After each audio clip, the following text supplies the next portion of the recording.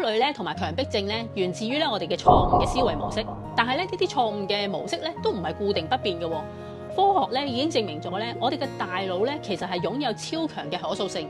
只要咧我哋學識咧點樣去調整對恐懼嘅反應嘅話咧，就可以重新編程我哋嘅大腦，擺脫咧焦慮同埋強迫症嘅困擾啦。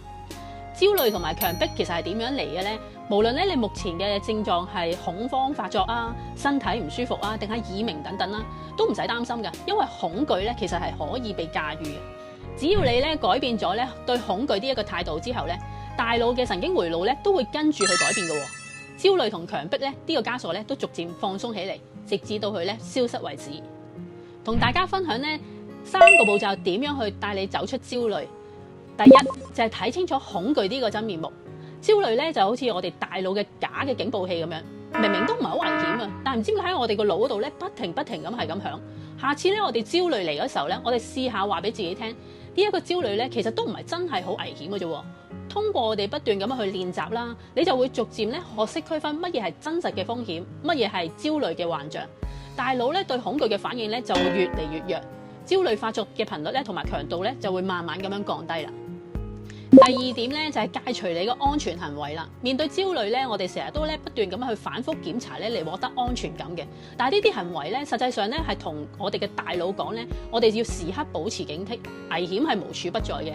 為咗真正咁去打破呢個焦慮嘅循環咧，我哋咧需要減少呢啲依賴嘅行為，學識咧點樣同我哋唔舒服去共處。當我哋咧唔再去逃避，大腦咧就會慢慢意識到，我哋即使唔做呢啲事情嘅話咧，我哋都可以安然無恙嘅。第三點咧就係主動擁抱恐懼，重塑我哋嘅大腦啦。如果咧你習慣咗咧逃避焦慮嘅話咧，依家係時候咧諗一個新嘅策略啦，允許焦慮嘅存在，而唔係搏命咁樣抑壓住佢。當我哋咧不安嘅感覺嚟到嘅時候咧，深呼吸，靜心咁觀察住佢。係啊，只係觀察住佢就可以啦。你會發現咧，當你唔再抗拒焦慮嘅話咧，佢嘅力量咧反而會減弱，因為焦慮真正嘅源頭咧，往往係你對佢嘅抗拒同埋逃避。當你真正咁接納咗佢咧，大腦咧就會重新咁樣去評估呢一個體驗，唔再當佢係一個危險嘅信號啦。改變焦慮嘅關鍵咧，唔係消除恐懼，而係改變咧你對恐懼回應嘅方式。